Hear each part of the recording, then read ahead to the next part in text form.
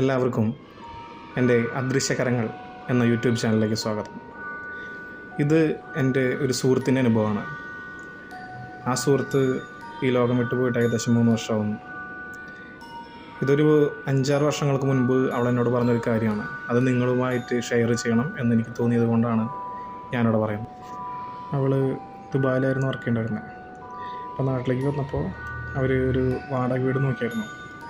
അങ്ങനെ അന്വേഷിച്ച് കൊടുങ്ങല്ലൂർ ഭാഗത്ത് ഒരു പ്ലോട്ടിൻ്റെ ഉള്ളിൽ ഉള്ള ഒരു 3-4 ബിൽഡിങ്സ് ആയിട്ട്, അതായത് 2 സ്റ്റോറി ബിൽഡിങ്സ് പണിതിട്ടിരിക്കുന്നുണ്ടായിരുന്നു. അവിടെ വാടകയ്ക്ക് അവൾ കണ്ടെത്തി സ്ഥലം.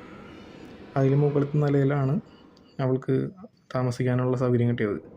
അവളും അവളുടെ അമ്മയും ഉണ്ടായിരുന്നു. അപ്പോൾ അവിടെ ചെന്നപ്പോൾ വലിയ കുഴപ്പം തോന്നിയില്ല.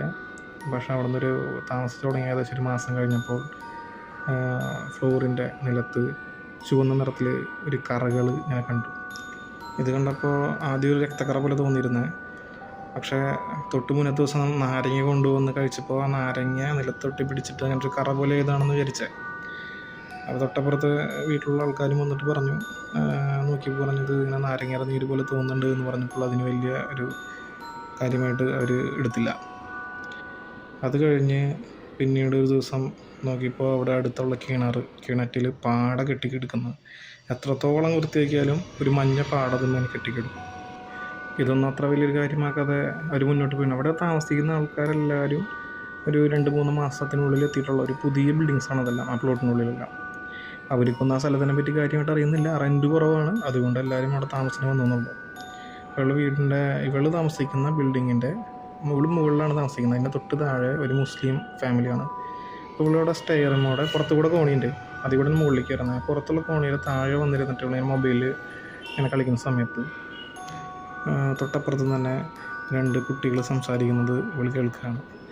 ഒരു ചേച്ചി മുസ്ലിം ഫാമിലിയിലുള്ളവരാണ് അവർ. അതിൽ ഈ ചേച്ചി കുട്ടി അനിയത്തിയോട് പറയുകയാണ്, ആ തെങ്ങിൻ്റെ അവിടെ ആരെങ്കിലും നിൽക്കുന്നതായിട്ട് തോന്നുന്നുണ്ടോ എന്ന് ചോദിക്കുകയാണ്. അനിയത്തി പറയില്ലല്ലോ. അപ്പോൾ ചേച്ചി പറയും, അല്ല അവിടെ ഒരാൾ നിൽക്കുന്ന പോലെ എനിക്ക് തോന്നുന്നുണ്ട് എന്ന് പറയും. ഇവളും നോക്കുമ്പോഴും അവിടെ ആരും കാണുന്നില്ല.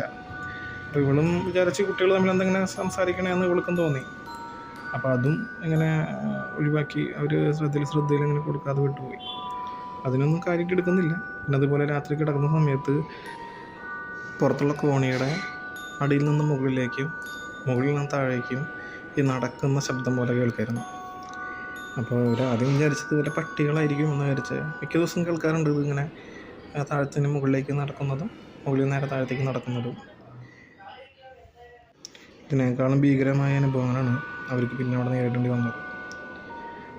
അതൊക്കെ എന്തൊക്കെയാണെന്ന് അറിയണമെങ്കിൽ നിങ്ങൾ ഇതിൽ കമൻ്റ് ഇടുക.